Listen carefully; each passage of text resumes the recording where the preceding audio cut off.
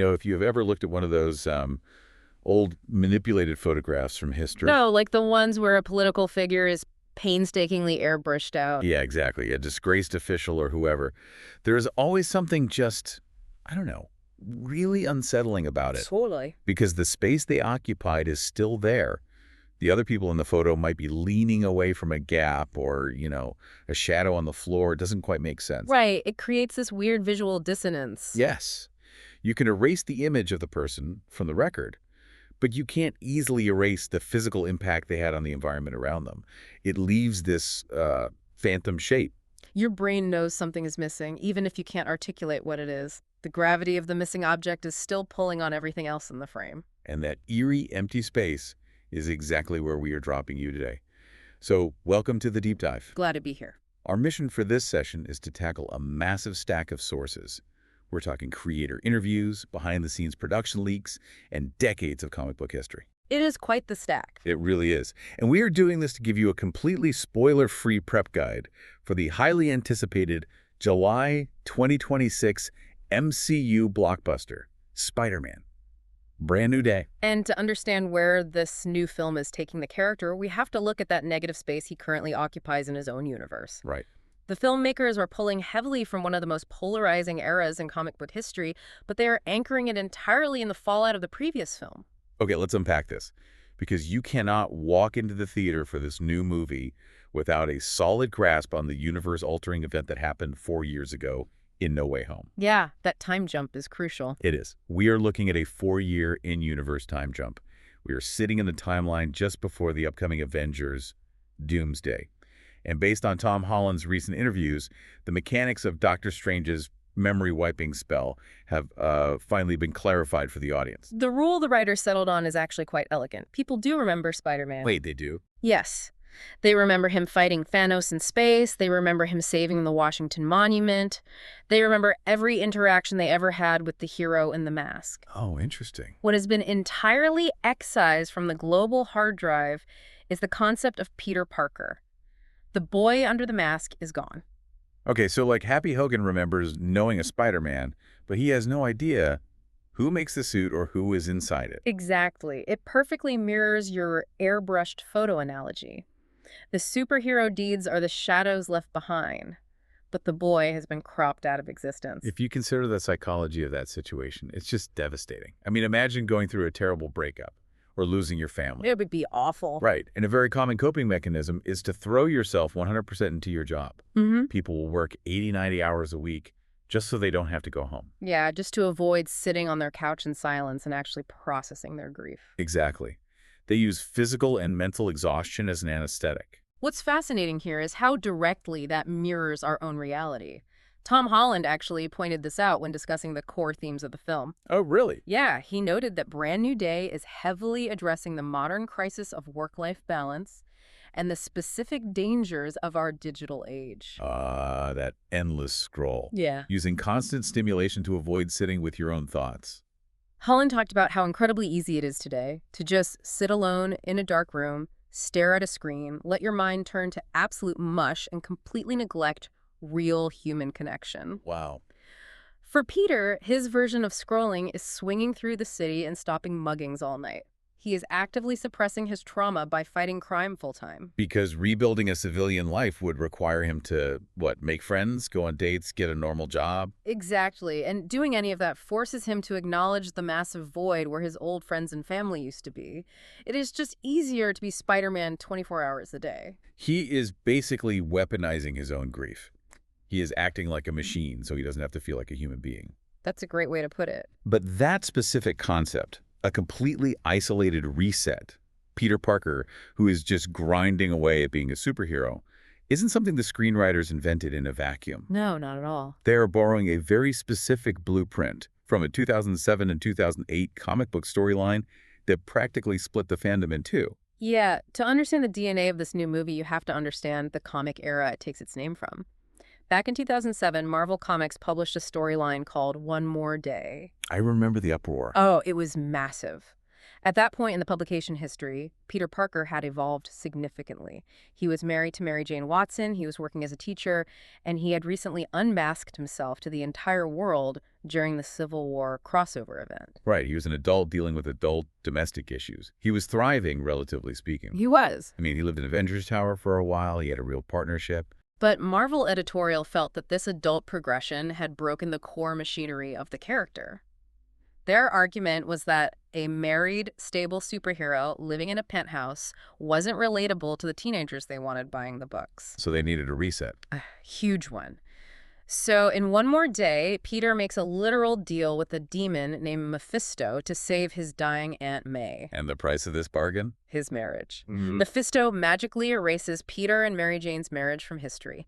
It never happened. Wow. This cosmic reset restored Peter's secret identity, resurrected his old friend Harry Osborn, and dumped Peter back into a dingy apartment as a struggling, single, isolated guy. See, I remember when this happened, and as a reader, it feels like a massive betrayal. Oh, you weren't the only one feeling that way. I mean, doesn't it? You spend decades investing in a character's growth. You watch them mature, overcome hurdles, commit to a partner, learn from their mistakes. Yep. And then the publisher just snaps their fingers and hits a cheap undo button to put the toys back in the box. Yeah. It actively punishes the audience for caring about the long-term narrative. That reaction was echoed by a massive portion of the readership. It was intensely controversial. I can imagine. It sparked huge debates about the illusion of change in serialized media. But if we look at the commentary from then editor-in-chief Joe Quesada, the creative rationale was strictly about the long-term survival of the intellectual property. So it was a business decision. Exactly. The essence of Spider-Man, in their view, relies on youth, financial struggle, perpetual bad luck, and the absolute inability to balance a double life. I guess you can't have the classic Parker luck if he goes home to a supermodel wife who supports his emotional needs. All right. Quesada acknowledged the intense backlash. He noted that fans would actually look over their shoulders, make sure nobody was listening, and whisper to him at conventions saying, "I really like that story." That's hilarious. So they liked it in secret. But publicly, it was reviled. Quesada maintained it was a necessary bitter pill. To keep the Spider-Man mythos accessible as an entry point for the next generation of readers, they had to clear the board. They needed him desperate and alone. So Marvel wiped the slate clean in the comics via a demon, just like Doctor Strange wiped the slate clean in the MCU via magic. Precisely. But once you create that massive void, once you alienate a portion of your audience by taking away the history they loved, you have to deliver something monumental to justify the empty space.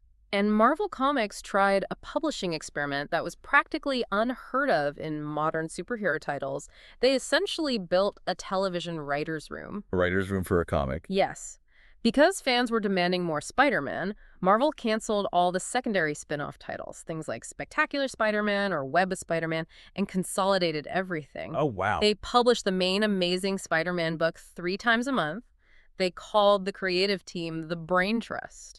Here's where it gets really interesting, just looking at the logistics of this. Wow. Because if this brain trust, which featured heavy hitters like Dan Slott, Mark Guggenheim, Zeb Wells, and even Bob Dale, the guy who wrote Back to the Future. Yeah, incredible talent.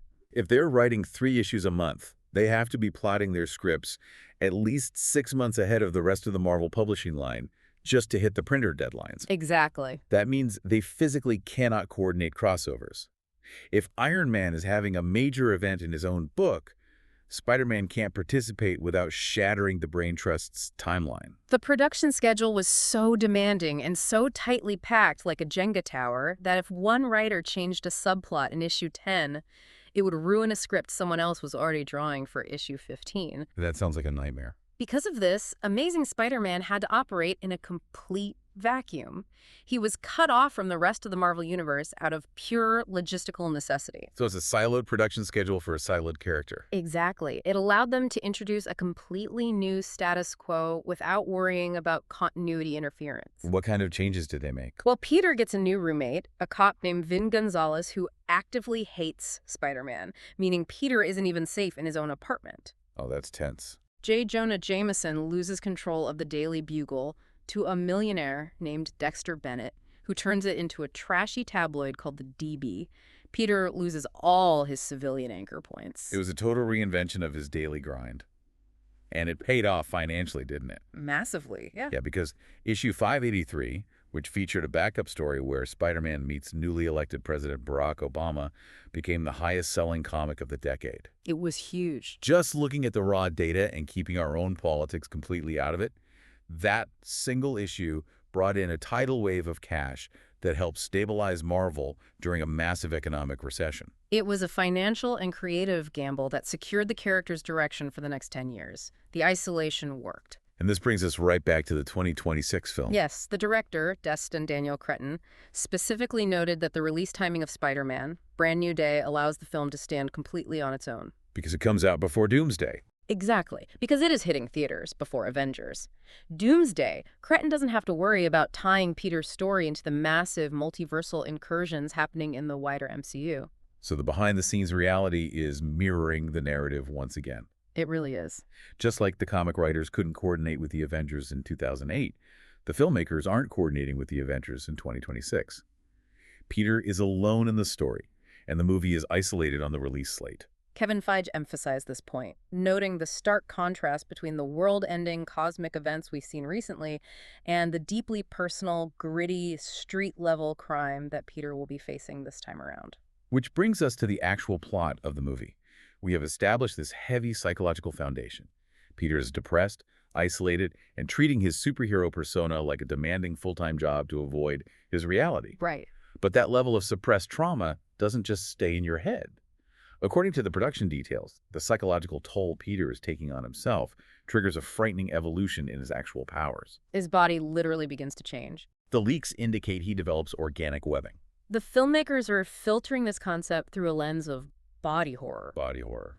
And Spider-Man. Yeah, they are pulling inspiration from a 2005 comic book arc called The Other, where Peter's spider physiology begins to override his human physiology. Oh, so it's going back to the Raimi era, organic webs, but making it a grotesque mutation. Exactly. That is a massive tonal shift from the bright, high school, tech genius vibe of the previous films. In the film, Peter is reportedly terrified of these changes. He genuinely believes he is mutating into a monster. His body is rebelling against him. I mean, when you suppress intense emotional trauma, the body often manifests that stress physically. Right. He refuses to process his grief mentally, so it is forcing its way out biologically. And they're pairing this internal body horror with a radically different external cast. The sources confirm John Bernthal is returning as the Punisher. Which is just a brilliant collision of ideologies. It really is. You have Spider-Man, whose entire moral code is built around a strict no-kill rule, operating alongside Frank Castle, a man who views lethal force as the only permanent solution to crime.